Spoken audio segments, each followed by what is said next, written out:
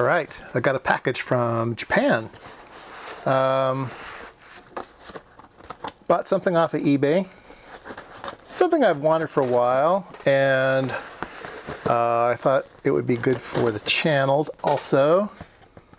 Look at that.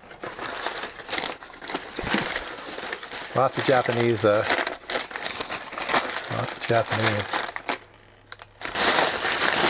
I know a few sentences I can sort of get around Tokyo, but that's about as far as I go. It is a TR-9000G, I think. Comes with a manual. Okay. Is it a Japanese manual? Might be. Okay. Put that over here. And what is it?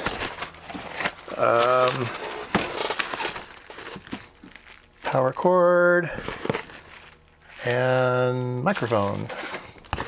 That's nice. Okay. It is a 2 meter transceiver, and it is an all mode, single band, 2 meters, 144 megahertz, 144 to 148 here in the United States. And usually you just transmit FM, but as a licensed ham radio person, you can transmit other things. You can,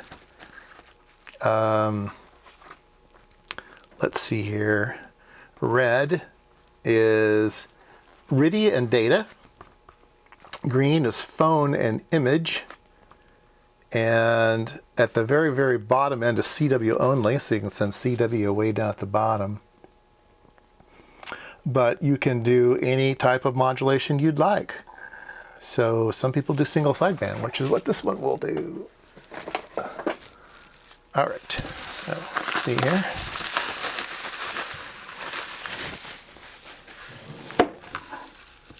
I think this one half works and half doesn't work. I don't remember now the listing. It worked. I don't remember now. I don't remember what his listing said, but it did partially work.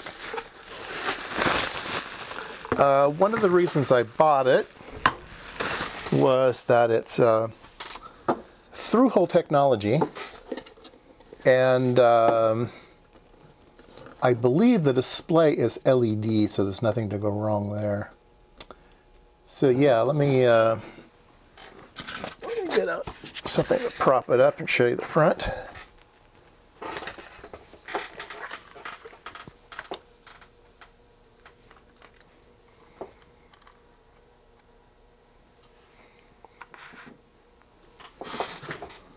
There we go. So Trio was an actual brand name, and then they either changed it or got bought out by Kenwood. So this is a Kenwood. And the book just says Trio. So I don't quite know the history of that. So big knob on the front. So FM1, FM2, upper sideband, CW, and lower sideband. So it does all the modes. Power/volume, push on. That's interesting. Squelch. Memories. It's got 6 memories. RF gain. RIT. RIT is a fine tune for receive. It shifts the IF. M shift. Memory shift? I don't know. DS. I don't know. Scan. So it does scan. It does hold. Call. High and low power. I think that sounds familiar. I think maybe low power didn't work and high power did work. I think this is like a 10-watt radio. Microphone. Yeah, let's take a look at the back. So we've got a PL259. Let's take a look at the power connectors. Whenever I buy used radio, one of the things that's sometimes very, very difficult to get a hold of is the power cable, or at least the connector that goes into the unit you have, because a lot of them are non-standard. Most of the new radios have pretty standard connectors now. I think they figured it out. But this one, I think this one has a little bit of an odd connector, yeah. So we'll just take out the twisty tie here, if I can twist it the right way. Let's see, which way is untwisting? This way? I think so. All right.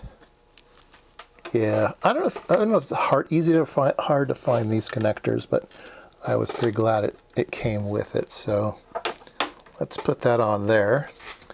We should be able to power this thing up just for receive. Give it a quick look at here. Let me turn up my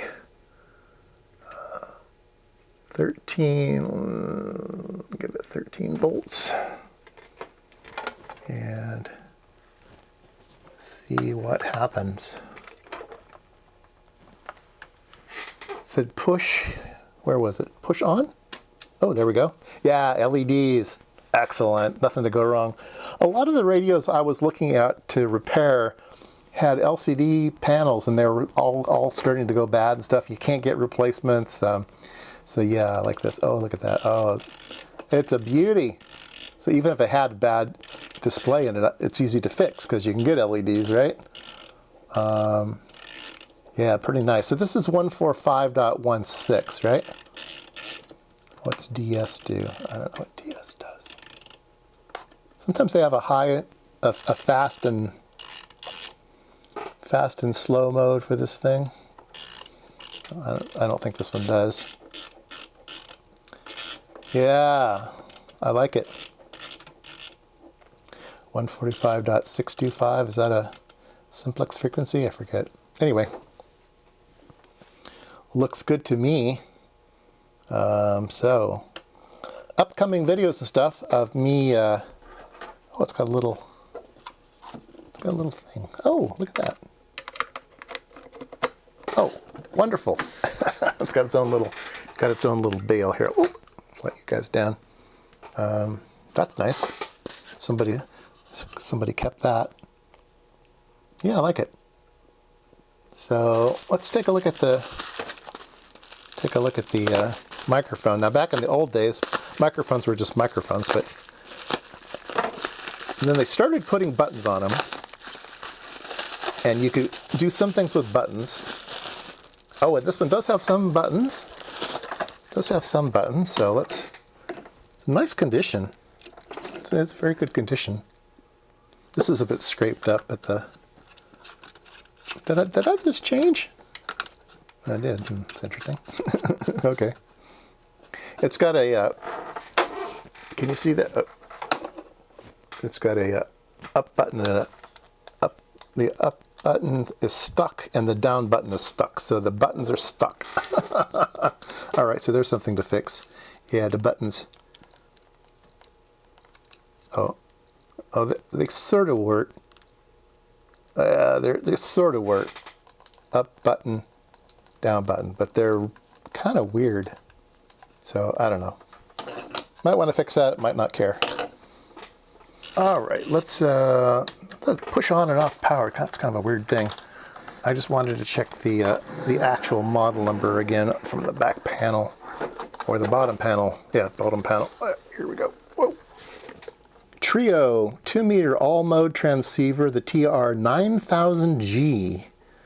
Rating 13.8 volts at 3.1 amps. Oh, Trio-Kenwood Corporation. There you go. Serial number, Japan. So this radio was made in Japan. Looks like it used to have some feet on it, and the feet are now gone. All right, I hooked it up to an antenna, and I'm scanning right now just for fun. Let's see. Let's turn the scan off. Scan off. Okay. Oh,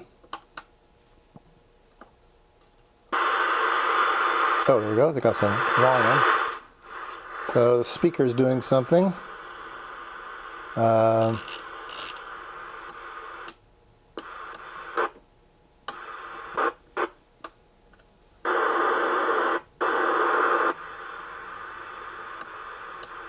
don't know if there's going to be anything to listen to, but it's interesting when you're in FM mode.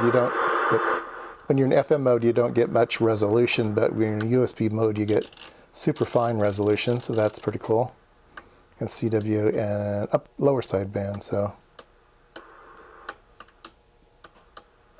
yeah. So I should be able to test this on my radio monitor. And we should be able to inject some signals in it and stuff and see if it's doing the right thing. And then we should be able to transmit into a spectrum analyzer and see if it's doing the right thing. And